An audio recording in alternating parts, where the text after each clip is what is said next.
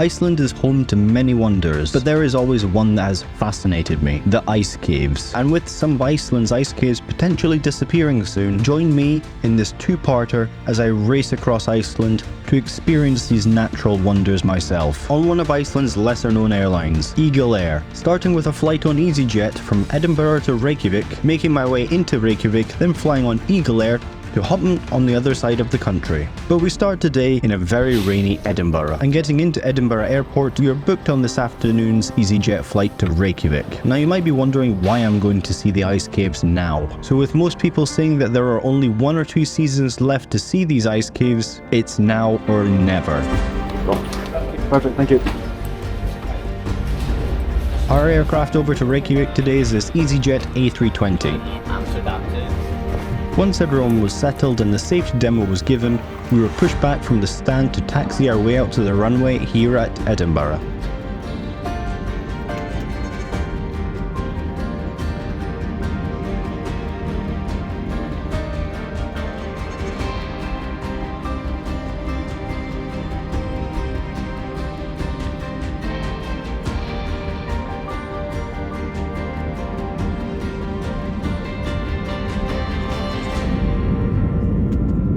Taking off, the flight time to Reykjavik today should be around 2 hours 30 minutes.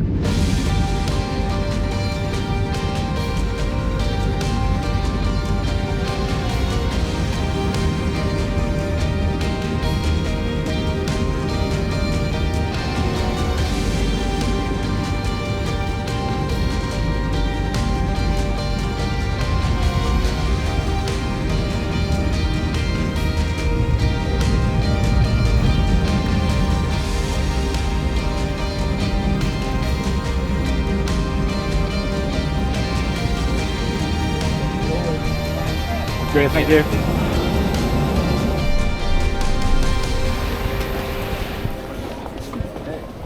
Okay, now it's just a case of getting through the border control and getting our bus into Reykjavik itself.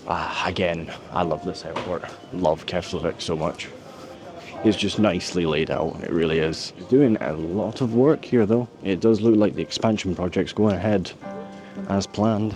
Making my way through Keflavík Airport, I headed straight to the stand for the Flybus. However, clearly I wasn't in enough of a rush. Okay, so we were doing so well and I just missed the bus that was just sitting here by seconds. We were doing so well to not miss any connections, but they're every 10 minutes, 10-15 minutes.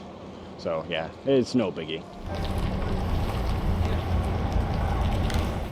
Hello. Hello. Yes. The bus terminal here. As mentioned, there is a massive expansion project going on here at Keflavik, focusing on an expansion of the terminal building. Once on our way, it should be said that if you're a new visitor to Iceland, the flybuses are probably one of the most convenient and cost-effective ways of getting from Keflavík Airport to the city of Reykjavik itself. It should also be said that the Reykjanes Peninsula in Iceland has been experiencing several volcanic eruptions over the past year, so if you are thinking of coming to Iceland, do check the Icelandic news for news of further eruptions. It is mostly safe to come to Iceland though, and I have been several times since the eruption started. After about an hour, the bus arrived into Reykjavik. The flybus that we were on terminates at the BSI bus terminal. You can get transfers to specific hotels from the terminal, but this is extra, and our hotel tonight is walking distance.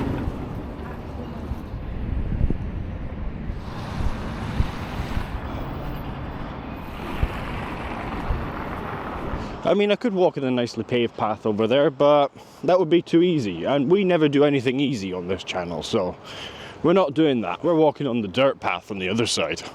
Why do I always make my life harder for myself? I don't know. Maybe I'm just weird. The hotel I am staying at tonight is the Natura Hotel, which is actually located next to Icelandair's head office and Reykjavik Domestic Airport itself. Just checking in, please. Of course, and we'll take the elevator on that side. She's closer to the room. Perfect. That papers on to connect the line. That's great. Thank you. Cheers.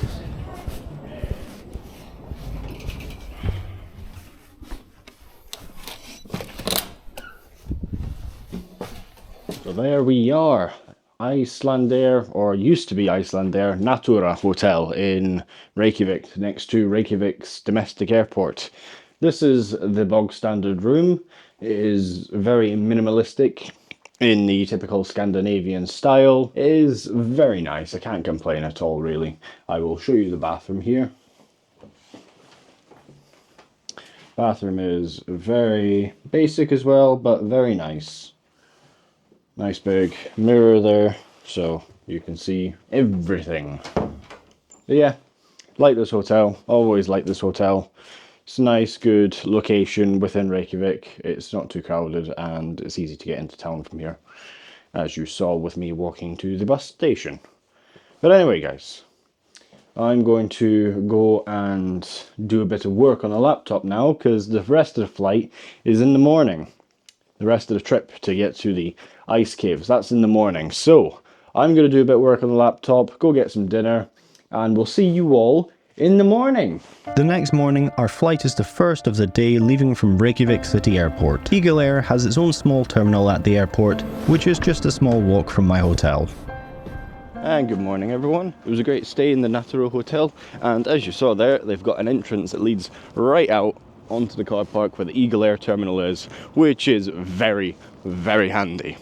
Now, the Eagle Air has done something that I've never had before on an airline. I made the reservation on the phone and they said I could pay for the flight once I got to the terminal. So I managed to make the reservation without paying.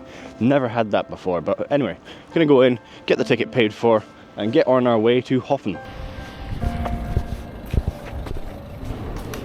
Good night. I've got a reservation for the Hofn flight. Yes. I have to pay still. Yeah. For return flight. Yes, coming back tomorrow. Yeah. Is it possible to get a window seat at all? Yeah, I will give you a window. That's great, thank you. The small Eagle Air terminal here at Reykjavik consists of a checking desk, waiting area, some vending machines and a couple of bathrooms. Okay, just checked in there as you saw, and that was one of the most informal check-ins I've ever done. The only one that's come close to that is also in Iceland, was with Nordland Air up in Akureyri. It was a very, very informal boarding process. Quite like it.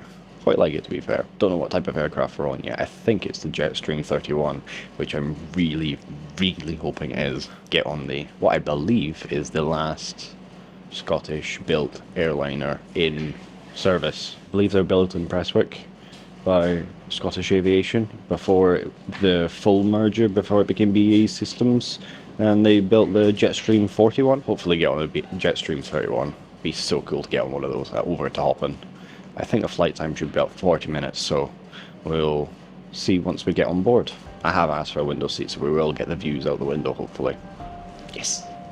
Last Icelandic airline that I haven't flown on. Eagle Air. Let's go. And soon we were called out for boarding. So here we are then, just getting on board the beautiful Jetstream 31. It's a very nice aircraft. Getting on board the Jetstream 31, the seating is in a 2-1 configuration. Once everyone was on board, the safety demo was given via this quirky iPad on the bulkhead, and then once the safety demo was completed, the engines were fired up and we taxied our way out to the runway.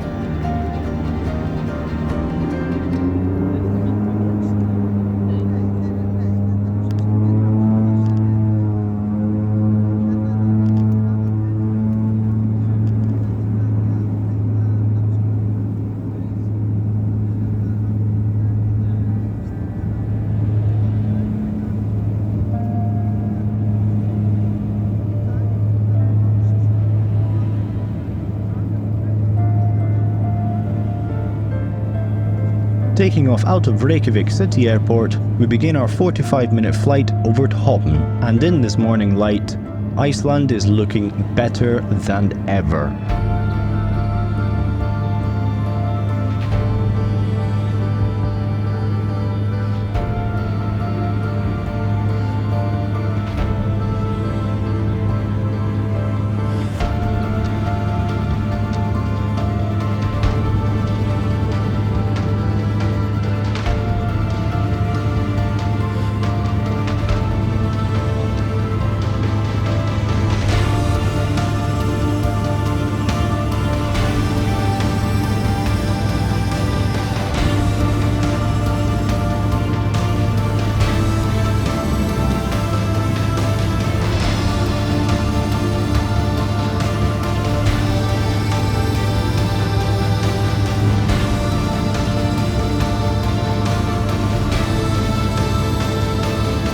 As the clouds obscure our view for a time, let me show you around the seat. There is a decent amount of legroom for such a small aircraft, especially if you don't have a bag under the seat like me. The seat itself is also very comfortable with lots of padding, and there is also a tray table and cup holder, though there isn't any food or drink service on these flights due to their very short nature.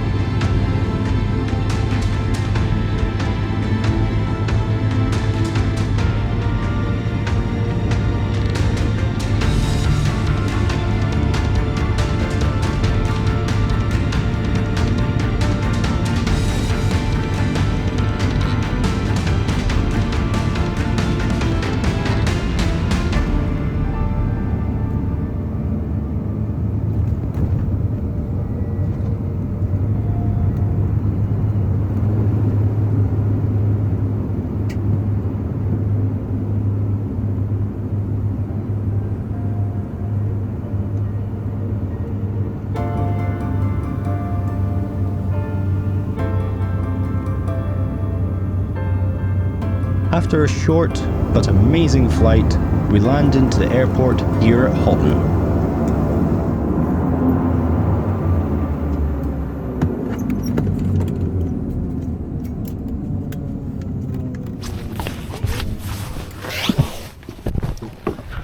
Hey, please pay that way.